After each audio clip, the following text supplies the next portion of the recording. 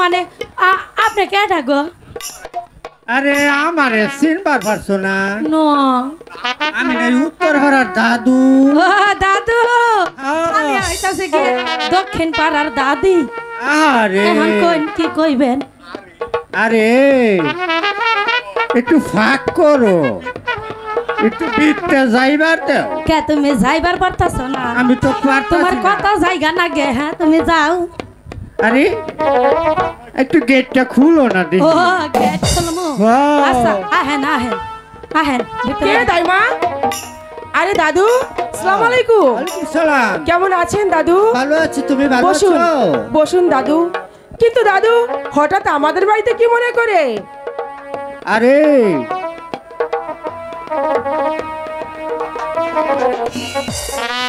বলুন আরে দাদু। আমি আইছি যে তোমার মেয়ের গঠন খালি করতে।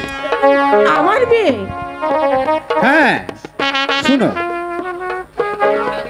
আমাদের একা পরবাসার ছেলে আছে না, আছে। মোহাম্মদ রহিম বাদশাহ, মানে 12 দিনের শিশু, তোমার বিয়ের প্রস্তাব নিয়ে। না না দাদু না, এ হতে পারে না, এ হয় না। 12 দিনের শিশুর সঙ্গে বিবাহ, এ যে হতে পারে না দাদু, এ যে হতে পারে না।